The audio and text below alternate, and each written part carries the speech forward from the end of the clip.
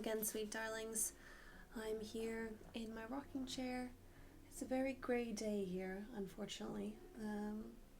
But I have been sitting here waiting for this little baby to fall asleep so that I could talk to you all. And I've just been listening to all of the bird song.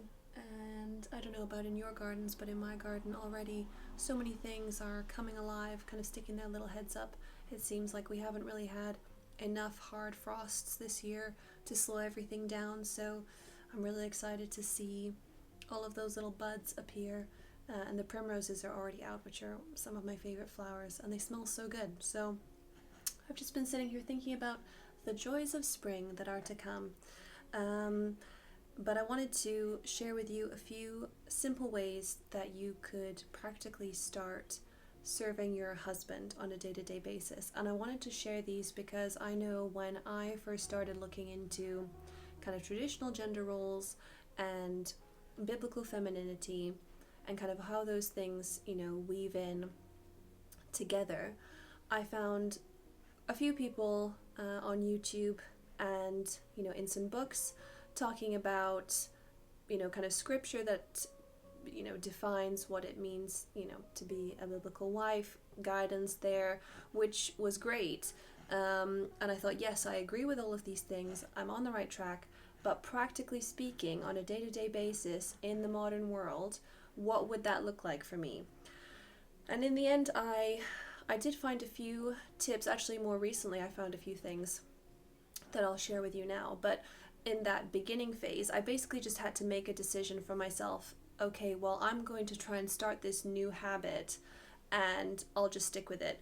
And I think with some of those things, especially when you're going against maybe your feminist past, or you're going against the way that women in your family typically act, or your friends, and all of what is promoted now in society, you kind of have to draw a hard line for yourself as a woman and say, this is the line that I'm not going to cross anymore. I'm going to stop doing XYZ, or I'm going to start doing this. So really, I just wanted to share some practical things with you. This isn't an exhaustive list. There's so many little ways, and probably I'll share more in the future, because there's lots of different ways to serve your husband and show him that you care, and grow in femininity in the process. But before I dive into that list, it's forgive me, that's probably the wrong word. I've got a little bit of a scarf on my head today, because I've been watching some videos recently about kind of Christian head covering, which is a new thing for me to be looking into. I have to say, I've always been intrigued by it when I've watched Christian homemakers, mostly in the States actually. It doesn't really seem to be a big thing in the UK, women covering their head generally. Even at like a Catholic mass that I attend, there's really just a handful of people who are veiling, at least the parish that I am in. So I do veil at mass and, feel that that's, the right thing for me. But I found that whenever I kind of watch videos of these homemakers with their hair up, like in a nice scarf, and also in Eastern Europe, which is where my husband's from, a lot of women who dress traditionally have their hair in these beautiful scarves. So I'm just trying it. I'm not sure if it's going to be a thing, but I'm just kind of trying it to see. Also from like a vanity point of view, I suppose I attach a lot of value in myself to my hair and like how my hair looks, and my hair is very long now, but then it kind of gets in the way, and I guess I feel a little bit self-conscious if it's not the day that it's been washed, or it's not looking perfect, or I haven't had time to do something with it. So this keeps it out of the way. It hasn't fallen out so far, so that's good. But yeah, it might be a thing that you see more of on this channel. It might not be a thing, but just to briefly explain why I've got a cotton green scarf wrapped around my head, that is why. But the first thing on the list for simple ways to serve your husband in a practical way each day, the top of my list is make food that energizes and nourishes him. For most of you, if you're kind of going down the route of being a homemaker, you are in charge of the cooking. And that's a big thing to take on, especially if previously it's something that you've shared with your husband, or you haven't got a great amount of skill in that area yet. But I think emphasis here is on food that energizes your husband and nourishes him. This takes some experimenting. I think there's lots of things that we all like to eat that we kind of know deep down maybe aren't great for us or leave us feeling a little bit bloated. And I think especially for men, if they're working outside the home or even if they're just working hard at home, they need something that actually is, easy to digest, agrees with them. Maybe your husband has some kind of health issues that he might be dealing with.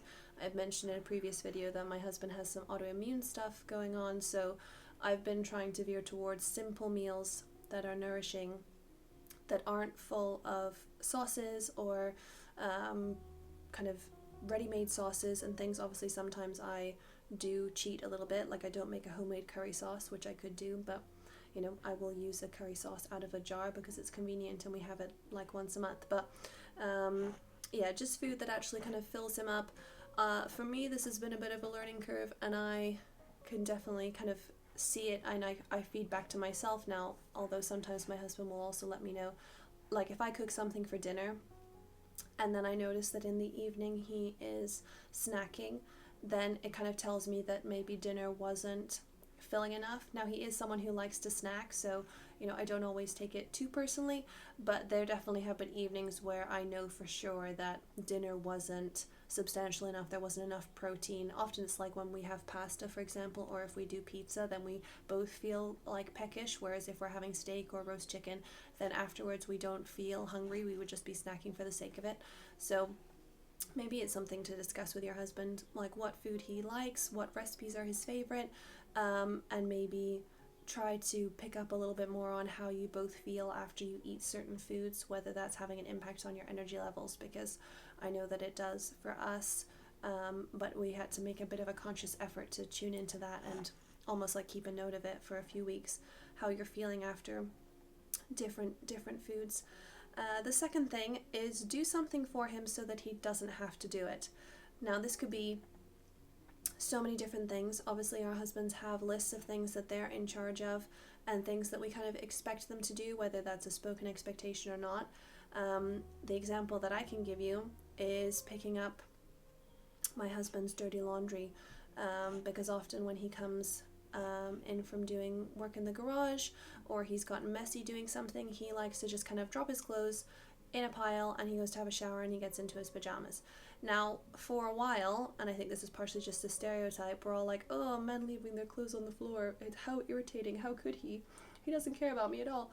And I had those thoughts, and then I realized, I should just pick it up and put it in the laundry basket because it's bothering me. And also, it's now I kind of do it, like I almost want to beat him to it. Like if he gets, he gets into the shower and I see the pile of clothes, I'm like, right, I'm going to tidy that up right away so that he doesn't even have to think about doing it when he comes out of the shower, and he can just get into his pajamas and sit down and relax, and he doesn't feel bad that there's something that he could have tidied up. So that's a practical example of something that I do so that he doesn't have to do it. He's perfectly capable of doing it, but I think little things like that, and doing it without moaning, doing it without holding it over his head, that's key as well. Just do it out of love. Maybe it's something like, because you're up early, you actually make coffee for both of you, so that he doesn't have to do it. Maybe you pack his lunch for work so that he doesn't have to buy something when he's out. Maybe for a while you just, once in a while you take the bins out so that he doesn't have to do it when he gets home from work. I'm sure there's lots of ways that you can do something for your husband so that he doesn't have to do it once in a while, and gets a little break. The third one, I think this is important for both husbands and wives to bear in mind how they start the day with each other. But we're talking about serving your husband, so I'll put it in that context. Don't start the day by asking something of him. Now, I've been very guilty of this. You wake up and something's on your mind, or you see something that needs doing. It reminds you, oh yeah, I need to talk to my husband about this. I need to remind him because I don't want this to slip. I need it to be done. I need his help, whatever. But I think, not everybody is a morning person, so they don't want to roll out of bed and immediately be confronted with their to-do list. But also it's kind of like, it's not the nice way or sweet way, I suppose, to welcome someone into the day. So try, if you can, for those things to wait, even 20 minutes until after you've had your coffee and you've got dressed, and maybe then you sit down and talk about the plan for the day. But don't wake up and say, hey, you didn't take the bins out. Hey, I still need you to do this thing for me. Just start the day with a kiss. And how did you sleep? And did you have any dreams? I always like asking people, did you have any dreams? And yeah, that's just a nice thing to do, I think, instead of starting the day with, here's what I need from you. Okay, everybody, we've switched. We're in the same location. I've just turned the chair, so that I look a little bit brighter, because it's now quite dark in here. We took a little break to have coffee and lunch, and my baby has decided apparently now is not nap time. So if you hear her in the background, she's crawling around on the floor. She's almost 1, so she's in exploring mode. But we'll go back to our list. And number 4 is not to moan or nag. I think this is really difficult, especially when you're feeling emotional or you're feeling tired, worn out, you need something. And it really takes a lot of effort to stop and think about, A, do I need to mention it right now? B, is there a nicer way of saying this? And I don't know if there's a C. I can't think of a C. But yeah, definitely the timing matters, whether you actually need to say something right at the moment when you're having those feelings, or whether you can just let it go. Hello. I think it's also important to remember that, neither men nor women like to be, nagged by their partners. I think, especially as women, when you are having a dynamic that your husband is the head of the household, then you need to be respectful, and if you're going to mention something as like a project, for example, that you need help with, mention it and then let it go. And if you need to remind him, then do so gently. I've been learning how to do this over time as well, rather than getting frustrated that something hasn't happened on like my time scale or when I think it should happen. Often I think it's important to remember that your husband might have a long to-do list, and something that's a priority for you is actually number 15 or something for him. So, bear that in mind, that he's, got that kind of decision-making power about what the priorities are.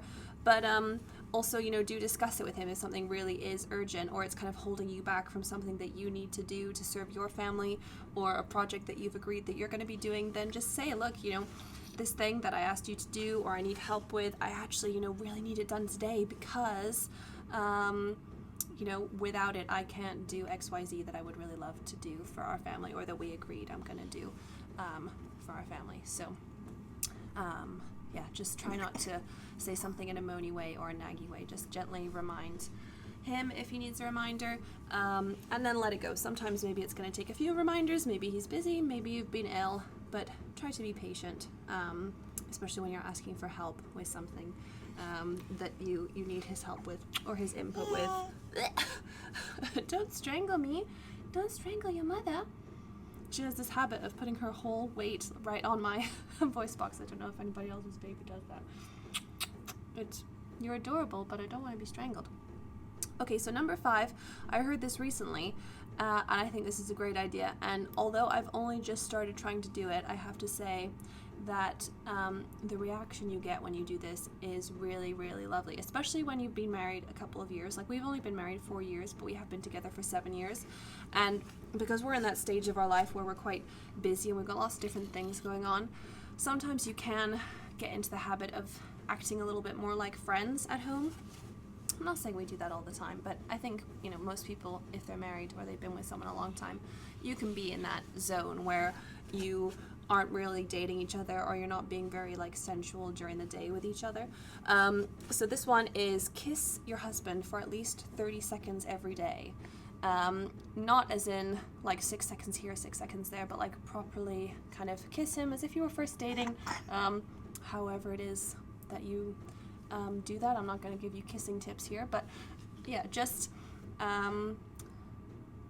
you find him really attractive. I think it's also important for men to, get that little reminder during the day, or throughout the week, that you still find them attractive and you notice them and you want to be close to them physically. And number 6 is to be his helpmate. So whatever it is that your husband's got going on, maybe there's a way that you can help. Maybe you can help with his business. Maybe you can help him with some admin. Maybe you can kind of take charge of some family fun activities.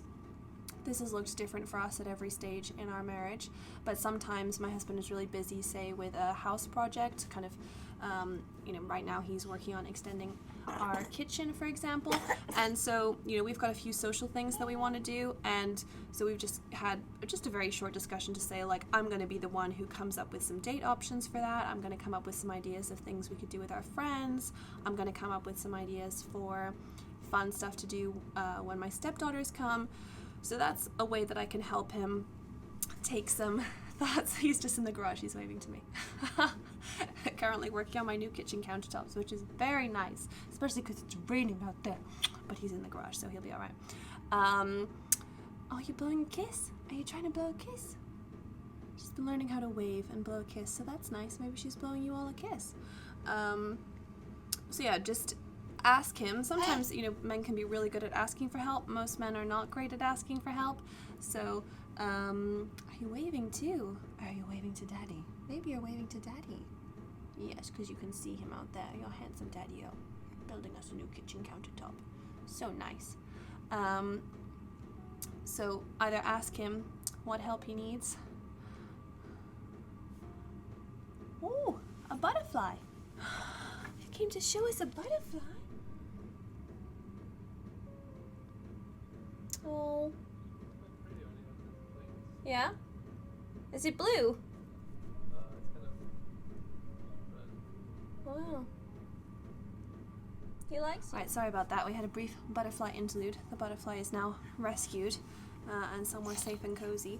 But yes, just to summarize, 6 tips that can help you serve your husband in practical ways each day. Make him food that energizes and nourishes him.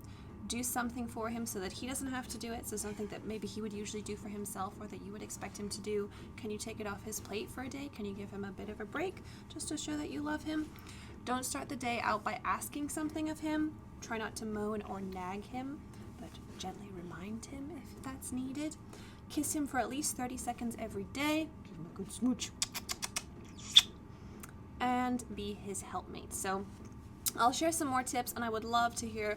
Some of you have so many great ideas. I love it when you share on my other videos ways that you appreciate your husband, ways that the rest of us can learn from you. I'm still learning every day that there's so many ways that you can show your husband you care, and show him respect, and make his home and your home a joyful place to be because of the way that you treat him and your family. So yeah, if you've got any tips, do share them in the comments. If you've got any questions or you'd like to see more videos like this, then let me know. I'm sorry for the distractions from this beautiful baby, but anyway, I wish you all a very happy rest of the week. I hope to see you all here again soon for the next video, but in the meantime, take good care, everyone, and God bless.